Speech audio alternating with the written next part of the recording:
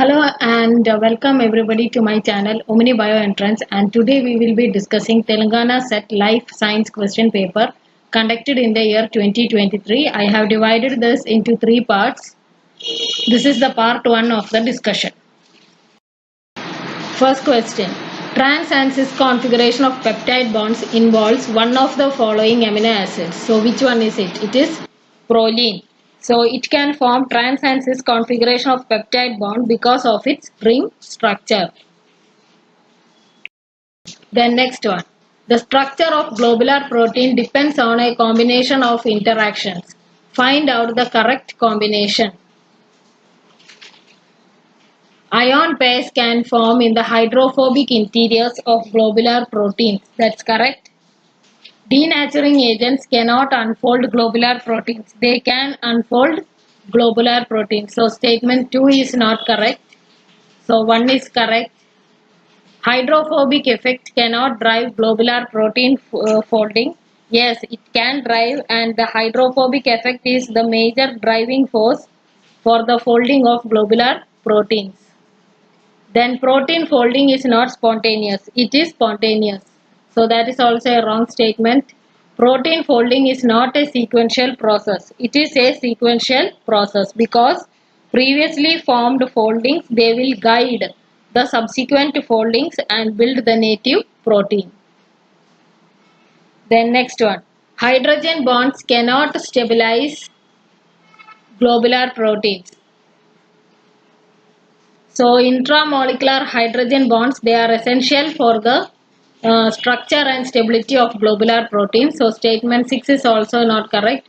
Ion pairs cannot form in the hydrophobic interior of globular proteins. They can form in the hydrophobic interior of globular proteins. Then hydrogen atoms stabilize globular proteins. That's also correct. So 1 and 8 are correct. So your answer is option B. Then next one. The function of fatty acids in the body is to generate energy. The enzyme responsible for oxidation of fatty acids are located in the mitochondrial matrix. Answer is option 3. Then next one. Assertion. Entropies are additive. Reason. Because the entropy change for a process depends on the initial and final states of the system and is independent of the pathway by which change in the state is brought about. So both A and R are true, and R is the correct explanation of A. Answer is option 2. Then match the following. Cytochrome C oxidase and protein complex of the respiratory electron transport chain and number of subunits present. Cytochrome C oxidase, it is 4. That is 7 subunits are present. Ubiquinone cytochrome C reductase is 8. NADH ubiquinone reductase is 16 to 25. Succinate ubiquinone reductase is 4. So 1, 4, 2, 3, 3, 2 and 4, 1. Answer is option 1. These are just direct questions. That's why I am not explaining much. Then, when the enzyme concentration is expressed in terms of moles of active sites per liter, the first order rate concentration kcat is called as. So they have given kcat in the question itself. And what does kcat represent? It represents turnover number. So answer here is option 2. Then next one is again a match the following. Peptide bond, they are resonance stabilized, polar and planar. Alpha helix is a common structural motif in many proteins. Beta pleated sheets is polypeptide chains are almost completely extended, and peptide chain can assume only a restricted number of conformations. So the options are, so the answer here is option 1, 1, 4, 2, 2, 1, 3, 2 and 4, 3. Then next one. Adjacent nucleotides in each DNA chain are rotated by dash relative to each other. So adjacent nucleotides in each DNA chain are rotated by dash relative to each other. That is They are rotated by 34.6 degrees. Hence, the double helix completes one full turn approximately every 10.4 base pair. This is also a direct question, so the answer is option 4. The next one, assertion. The first pyrimidine nucleotide is formed by displacement of the pyrophosphate group of PRPP by N1 of orotate to yield orotidine 5' monophosphate in a reaction catalyzed by orate phosphoribosyl transferase. That is correct. That statement is correct. But hydrolysis of the pyrophosphate released in this reaction cannot drive the formation of an glycosidic bond between C1 of the sugar and N1 of orotate. That statement is wrong. It can drive the formation of N glycosidic bonds. So the statement is wrong. So A is true and R is false. The answer is option 4. Na plus voltage gated channels are dash in resting neuron. So in a resting neuron, non-gated K positive channels are open, but gated Na plus channels are closed. So Na plus voltage gated channels are closed in resting neurons. Answer is option.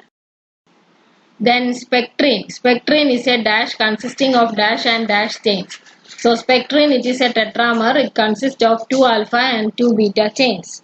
Answer is option 3. Then photosynthesis is essentially a dash reaction. It is a reductive reaction. Answer is option 2. Cytoplasmic dash helps to position the Golgi apparatus. So which protein? So cytoplasmic dynein motor proteins. They help to position the Golgi apparatus. Answer is option 4. Then next one. Aspirin inhibits the synthesis of dash and reduces the inflammation. So aspirin inhibits prostaglandin synthesis by inhibiting the enzyme cyclooxygenase. So and thereby reduce the inflammation. So it inhibits the synthesis of prostaglandins. Answer is option 2. Then assertion. During protein synthesis, ribosome forms polysomes. That's correct. Reason. Different ribosomes of a polysome utilize a single strand of mRNA. That is also correct, and that is the reason for A. So both A and R are true, and R is the correct explanation of A. Answer is option 1. Then next one. Match the corresponding disease and cell organelles. Leader's hereditary optic neuropathy. It is cell organelle is mitochondria. Treacher's-Collins syndrome. It is ribosomes. Pompe disease lysosomes, and eye cell disease is Golgi body. So the answer is 1, 1, 2, 4, 3, 3 and 4, 2. Answer is option 3. Then next one. Select the 2 correct statements below about lac operon. Glucose or galactose may bind with the repressor and inactivate it. Lactose bind to the repressor, not glucose or galactose in case of lac operon. So first statement is not correct. In the absence of lactose, the repressor binds with the operator region. That statement is correct. The Z gene code for permease. It is not permease, it codes for beta galactosidase. So third statement is wrong. This was elucidated by Francois Jacob and Jacques Monod. So that statement is also correct. So 2 and 4 are correct. Correct option is option 3. Then match the following functional homology of prokaryotic and eukaryotic translation factors. So these are the prokaryotic. Column 1 is prokaryotic translation factor and column 2 is eukaryotic translation factor. So you have to match the functional homology. So IF1 is having functional homology with EIFA. EFTU of prokaryotic translation factor is with EFA. EEF1 alpha. EFTS is with EEF1 beta. EFFG is EEF2. So the options are 1, 1, 2, 2, 3, 3 and 4, 4. So the answer is option 1. Then next one. The sequence of events mentioned below is symbolized by alphabets. Choose the correct answer where the alphabets are matching with the process. RNA to DNA. So A must be reverse transcription. It is not transcription because RNA is forming DNA, or DNA is formed from RNA, so it is reverse transcription. Then DNA to DNA, it is replication. DNA to mRNA is transcription. mRNA to polypeptide is translation. So the answer here is option 1. A is reverse transcription, B is replication, C is transcription and D is translation. Then next one. Assertion. Transcription and translation are spatial and temporal in eukaryotes. Yes. One is taking place in the nucleus, the other is taking place in the cytoplasm. So they are spatially and temporally separated. Then mRNA is transferred from the nucleus into the cytoplasm, where ribosome and amino acids are available for protein synthesis. That is also correct. So both A and R are true, and R is the correct explanation of the A. So first option is the correct answer. Then next one. Find out the correct sequence of the segmentation genes. So segmentation genes are 3 types, that is gap genes, pair rule genes and segment polarity genes. So you have to find the correct sequence in which the segmentation genes act. So first will be gap genes, then comes pair rule genes and then segment polarity genes in Drosophila. This is in the case of Drosophila. So the correct answer is option 2. Then next one. Which one of the following statement is correct about homeobox? It is a part of the promoter in eukaryotic genes that code for proteins involved in segmentation. That's not correct. It is not part of promoter. It is a conserved protein structure found in glycolytic pathway enzyme. No, not in glycolytic pathway. It is a conserved DNA sequence found in genes that code for proteins that regulate development. That is correct about homeobox. It is a conserved DNA sequence found in genes that code for proteins that regulate development. So that is correct about homeobox. So option 3 is the answer. Then next one. Enzymes that acetylate lysine residues in protein are called as. So they are called as histone acetyl transferase because in histone lysine is acetylated. Histone is a protein. Whereas the enzymes target lysine in non-histones, they are known as lysine acetyl transferase. If these enzymes target lysines in non-histone proteins, then they are called as lysine acetyl transferase. So the answer is option 1. Then next one. Identify the false statement below for histone modifications. So if this is H3 histone, if it is methylated at K4, K4 means at lysine, at 4th lysine position, transcription activation. That is correct.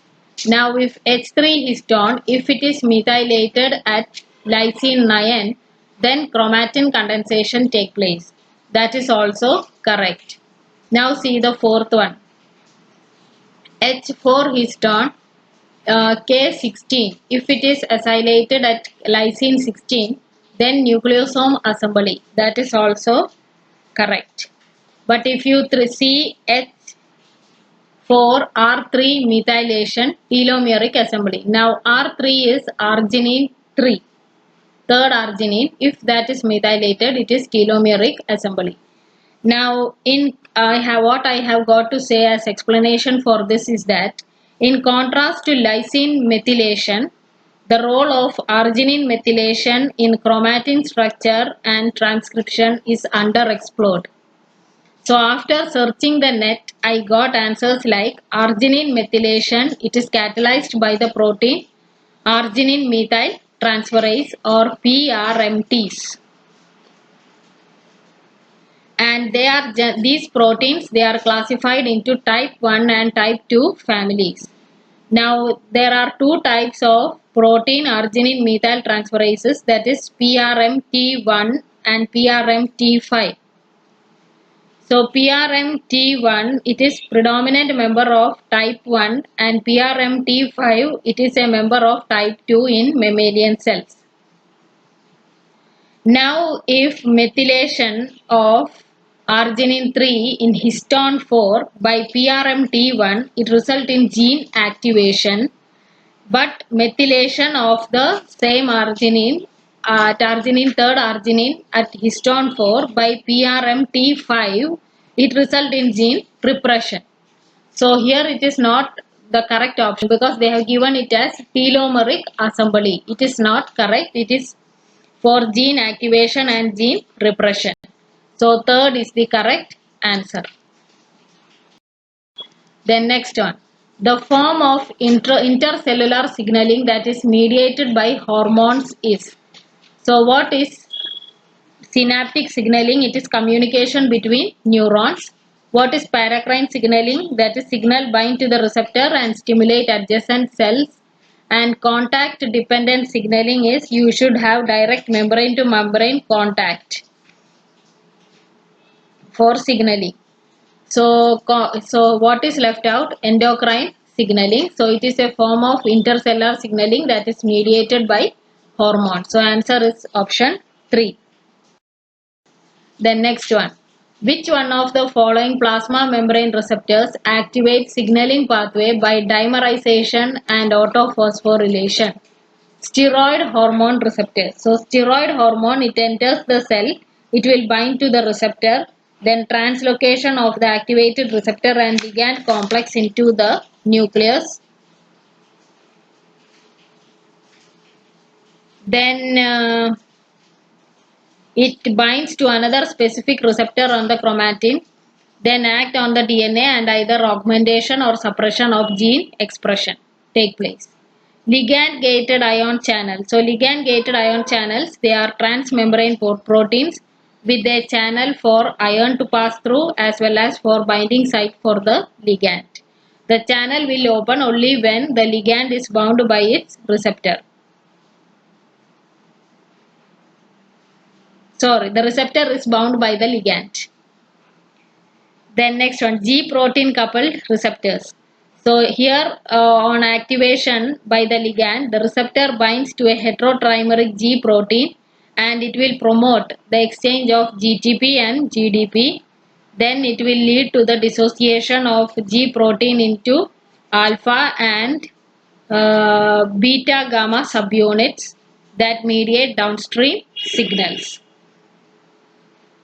So in all these, that is steroid hormone receptors, ligand gated ion channels and G protein coupled receptors, there is no dimerization and autophosphorylation. So these take place in insulin growth factor receptor. So the answer is option 2. Then next one, match the column 1 and column 2, choose the appropriate options. Column 1, hedgehog signaling, that is phospholipase C. Notch signaling is for delta. GPCR signaling is for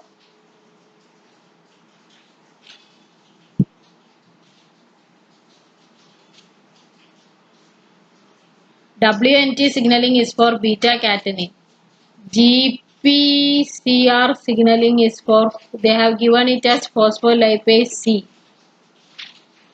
in your answer.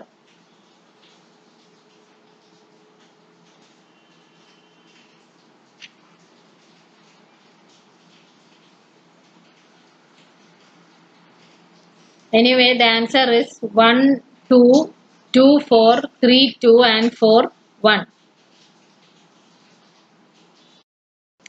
Then next one. Consider the following statements and choose the appropriate answer. Ligand-gated ion channel lead to changes in sodium and calcium concentrations in cells.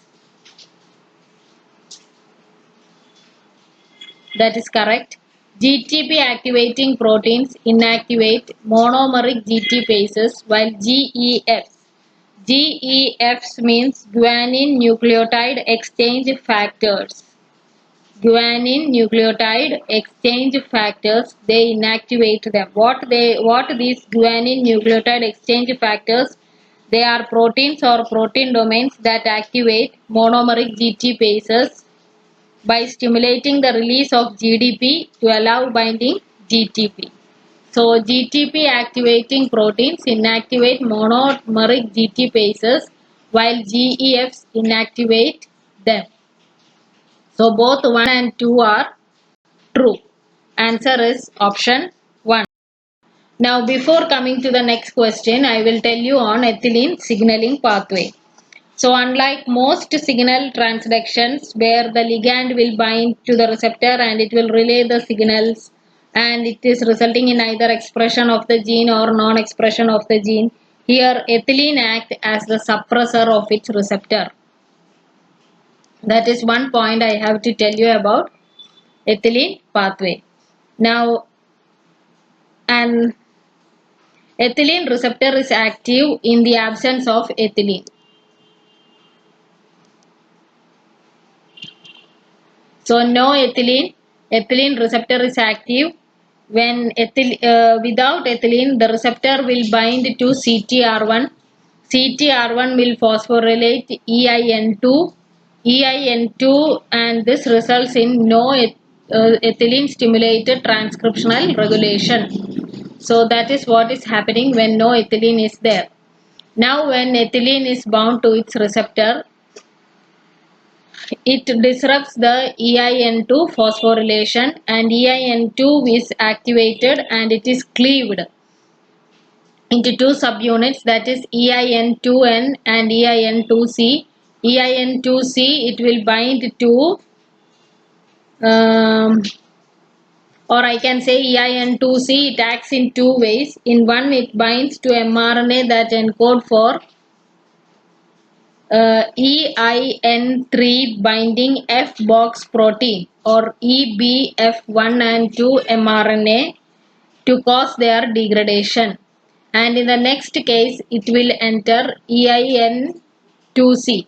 EIN2C, it will enter the nucleus and will bind to ENAP1. ENAP1 is EIN2 nuclear associated protein 1 and it will regulate transcription and translation activities of EIN3, EIL1 and EIL2 to cause most of the ethylene responses. Now coming to the question. Transcription of ethylene target genes by ethylene signaling pathway in plant involves. So what they have asked is transcription of ethylene target genes by ethylene signaling pathway in plants involves. So here ethylene genes are transcribed. Transcription of ethylene target genes by ethylene signaling pathway. So active CTR1 that causes ubiquitination and destruction of EIN3 protein. CTR1 is inactive even ethylene target genes are transcribed because ethylene is bound to the receptor now. Now inactive CTR1 that cause ubiquitination and destruction of EIN3 protein, that is also not correct. Because it is not ubiquitination and destruction of EIN3 protein, it is inactive CTR1 is correct, but it enables, it will cause transcriptional activation of the EIN3 protein. Active CTR1 again not correct. Then the fourth one, if you see, inactive CTR1 that enable transcriptional activation by free EIN3 protein, that is correct. Because when CTR1 is inactive, it will cause dimerization of EIN2. It will disrupt the phosphorylation of EIN2, and EIN2 is cleaved to release EIN2C and EIN2N portion, and EIN2C it acts in two ways. So in one way it is like it will enter the nucleus and bind to EIN2 ENAP1, and it will regulate transcription and translation activities of EIN3. So answer is option 4. Then next one, arrange the correct series of steps involved in the activation of JAK-STAT pathway.